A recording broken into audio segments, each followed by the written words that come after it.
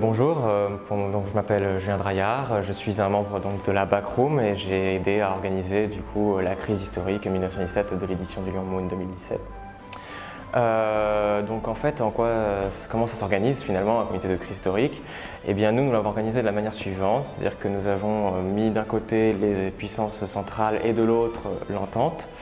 Et chaque alliance avait été gérée par un chair et donc devait essayer d'établir des stratégies d'un point de vue militaire, diplomatique et économique. Nous étions les organisateurs dans une backroom, une salle dans laquelle qui incarne un peu la zone grise, la zone de guerre, le hasard, dans lequel on avait plusieurs cartes, plusieurs plans de guerre établis. Nous avions également mis fixé les ressources par pays.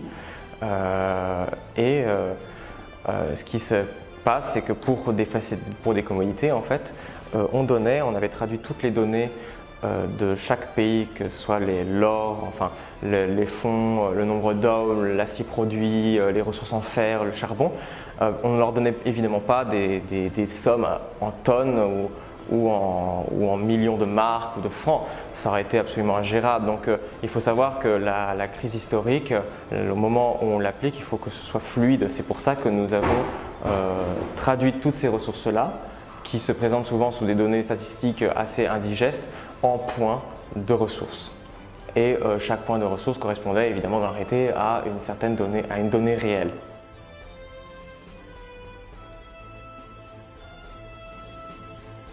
Bonjour, je m'appelle Vincent Touret, je suis actuellement un des organisateurs du Lyon Moon 1917. C'est un comité de crise historique, on essaye de faire une simulation, on essaye de recréer l'histoire en quelque sorte. Donc on donne en fait un cadre, une base historique à la crise, on la fait partir à une date donnée, il y a une timeline, il y a un temps, c'est sur toute l'année de cette guerre mondiale. Et on a voulu commencer par quelque chose d'original, donc par une crise que peu de personnes avaient entendue et qui en fait est une crise diplomatique, celle de la proposition de l'Allemagne faite à l'entente et qui est passée finalement inaperçue au milieu de cette guerre catastrophique. Et pourtant, c'est cette proposition de paix qui a finalement déclenché le retour de la guerre sous-marine à outrance, l'engagement des États-Unis pour l'entente en 1917 et qui a finalement fait basculer le cours peut-être de l'histoire. Et donc nous avons organisé ce cabinet pour essayer de recréer justement cette tension et aussi toutes ces opportunités que l'année 1917 représentait. C'est l'année du basculement de deux siècles, de deux époques, d'une belle époque à la guerre moderne, à l'époque des totalitarismes. Et donc c'est une année très intéressante, c'est la fin de l'ancien monde et l'arrivée du nouveau, des nouvelles idéologies, du communisme, mais aussi du libéralisme américain. Et donc ça nous paraissait très intéressant.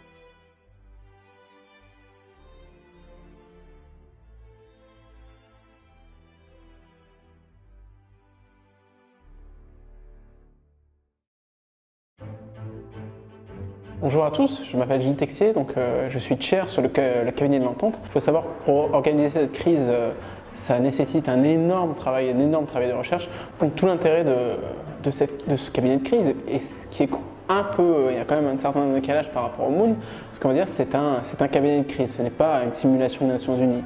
Ou dans un cabinet de crise, par rapport à un Moon classique, les règles seront, on va dire, un petit peu plus souples, négociations informelles. On aura par exemple des rôles beaucoup plus approfondis pour certains personnages et la nécessité de respecter un certain ancrage historique également, mais le caractère de certains personnages. Ce que j'ai beaucoup aimé aussi avec les délégués, c'est de les voir sur leur téléphone pour essayer de trouver des solutions. Par exemple, amener du blé du Royaume-Uni en Russie, par où on passe? Est-ce qu'on a des voies de chemin de fer? Est-ce qu'on a un canal fluvial? Est-ce que c'est possible? Oui, non. Est-ce qu'on a un accès fluvial? Est-ce que c'est libre des glaces, par exemple pour la Russie? Plein de choses comme ça. Ou par exemple découvrir qu'à Malte en 1917, 4 cuirassiers japonais étaient positionnés et demander leur appui pour une opération commune au Levant. Donc essayer par rapport aux dispositions, aux prédispositions de l'époque, pas écrire une nouvelle histoire. Je pense qu'on n'a pas encore on a cette modestie que ce n'est pas possible, mais vraiment apporter des solutions. Et montrer que l'histoire aurait pu être différente, que l'histoire est un rôle aussi de personnalité, l'histoire est un rôle d'homme et que tout n'est pas figé, l'histoire n'est pas un dogme et qu'il faut voir que derrière, certes il y a des millions d'hommes, des soldats, des colonels, des gradés, des hommes politiques, des civils, une industrie de défense, mais qu'il y a aussi des choix qui ont été faits à un moment donné, des choix qui n'étaient pas forcément évidents, avec certains facteurs positifs, certains facteurs négatifs, des causes, des conséquences et des enjeux énormes derrière. Donc c'est ça qu'on a essayé de pointer du doigt et de manière directe, nous sommes en 2017, cela fait un siècle que 1917 s'est passé, donc revenir là-dessus c'est un peu aussi un travail de mémoire, un travail de recherche sur cette conflagration mondiale que fut la Première Guerre mondiale.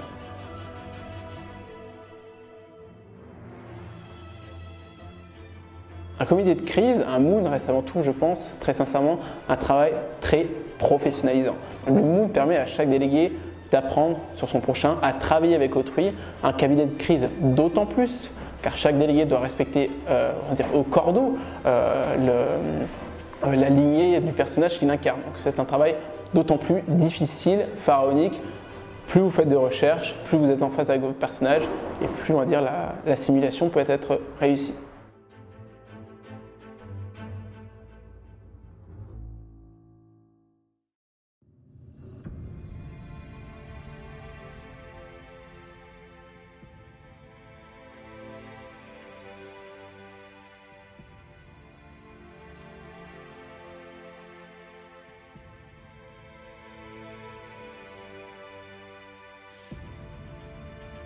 Bonjour, je suis Gauthier Baron, j'occupe le rôle de chair pour le groupe des puissances centrales, l'Empire allemand, l'Empire austro-hongrois et l'Empire ottoman. Ma mission en tant que chair est d'épauler les personnes de la backroom. Nous leur fournissons une aide logistique, tactique, mais nous sommes également ceux qui rendent vivant le comité. En fournissant des conseils, une écoute et un certain nombre de péripéties aux délégués, nous nous assurons de rendre cette crise vivante, nous nous assurons de faire de ce moment plus qu'une simple simulation des cartes. Notre mission, en fonctionnant main dans la main avec la backroom, c'est de créer une sorte de cohésion qui fasse monter en intensité l'événement et qui permette aux délégués de s'immerger dans leur rôle.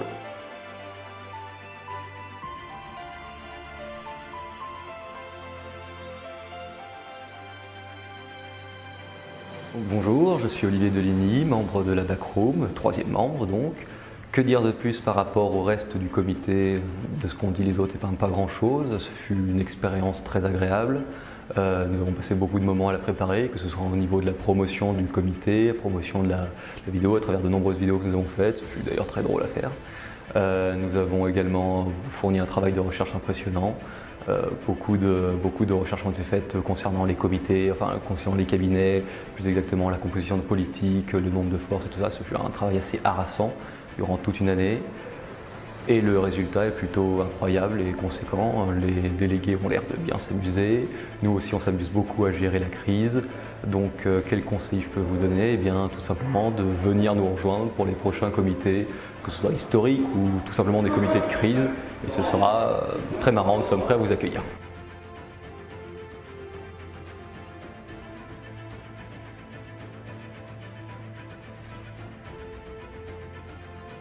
C'est une expérience vraiment très intéressante et en tant que membre de la backroom, même si c'est assez éprouvant, on est vraiment des passionnés, surtout qu'on voit vraiment dans le fond